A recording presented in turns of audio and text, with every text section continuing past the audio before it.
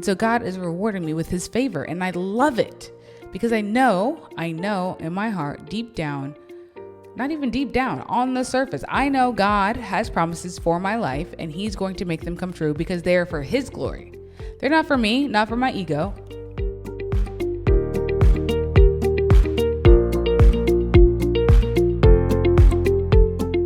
You're listening to the Unapologetically Unstoppable podcast. It's about going deep into who you were made to be and following that, no matter what.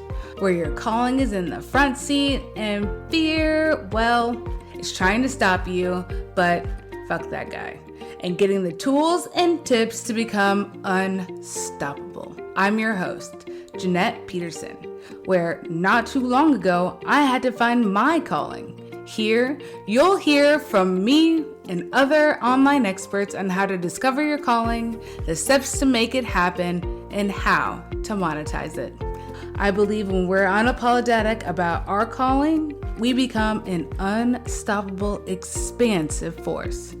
So let's get started.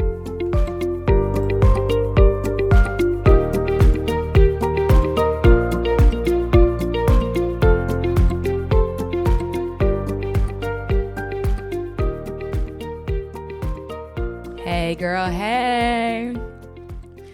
So I've got these things on my child's door and they're called monkey locks or something like that. And basically what they do is they keep the door shut, but they don't allow you to like slam your fingers in the door.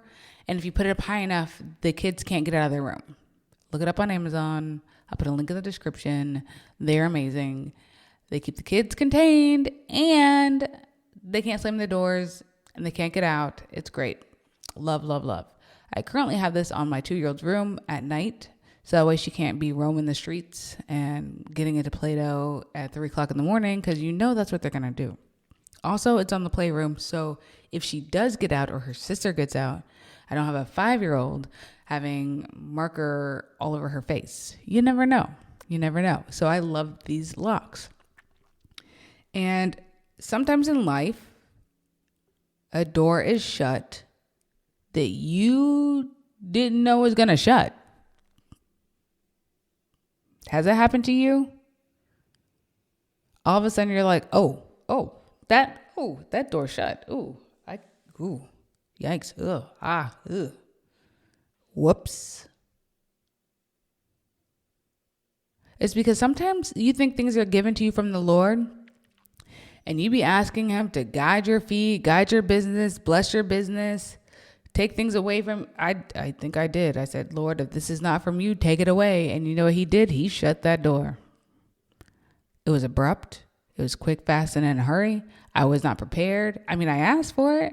So you think I would have been prepared. That's what you need to do. When you ask, you need to be prepared for whatever you ask for because he shut that door.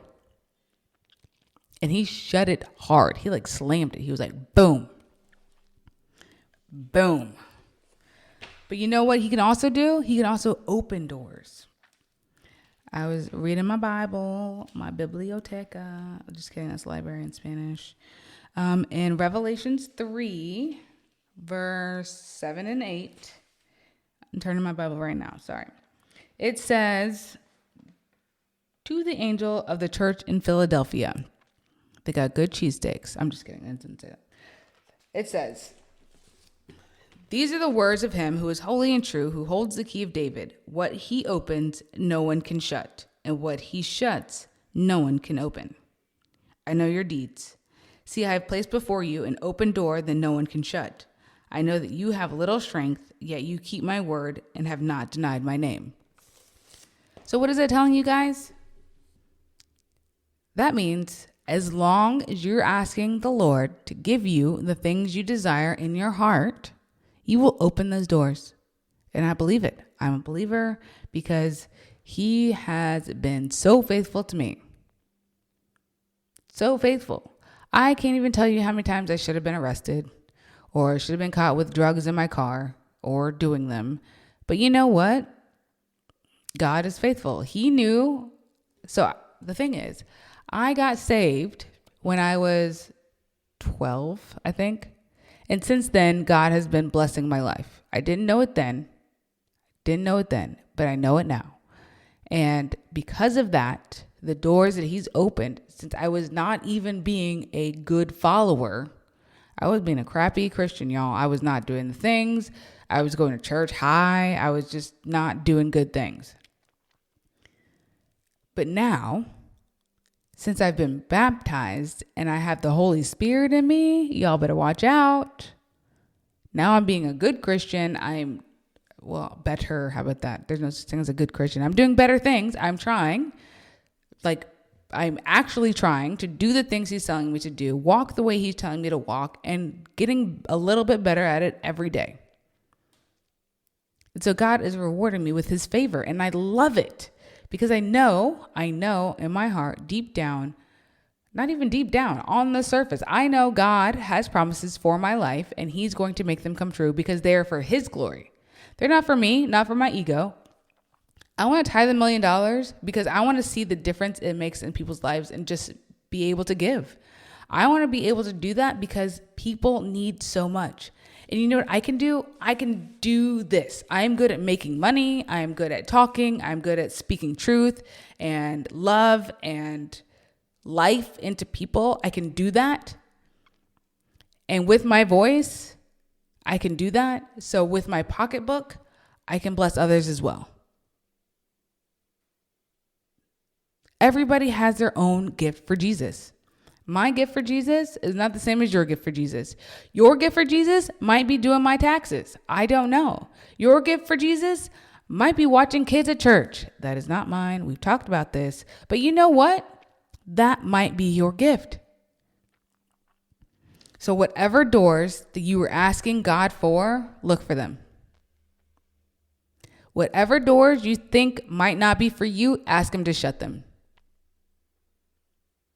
And don't be surprised when he does. And don't be surprised how quick he does it too. Me and Allison came to the realization that we wanted a door shut. The next day, it was shut. God works quick, fast, and in a hurry, or very slow, depending on his timing.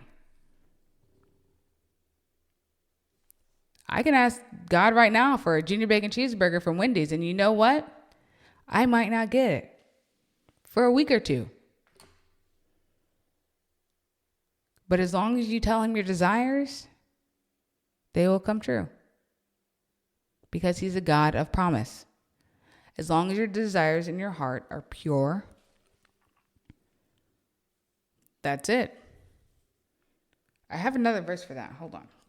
In James 4, verse 3, it says, "When you ask, you do not receive because you ask with wrong motives, that you may spend what you get on your pleasures."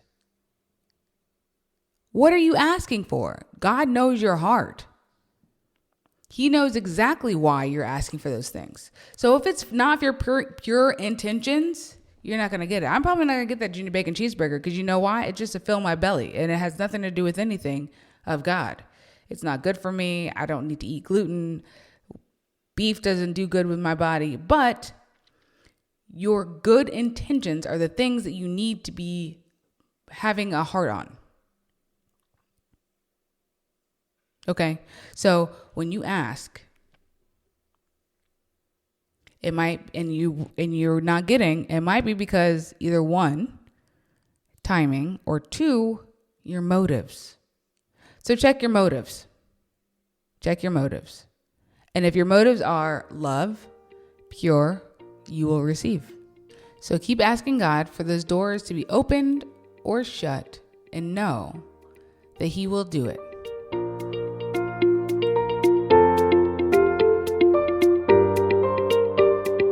Oh my goodness. Now, I know you're ready to take this to the next level. So what you need to do is go to Facebook, join a community of badass, unapologetically unstoppable women at the Unapologetically Unstoppable Community. And you can find me on the grams at Jeanette.Peterson or at Peterson and Bell. This podcast was created by me, Jeanette Peterson, and Allison Hartman. Our producer is the Amy Williams. Talk soon.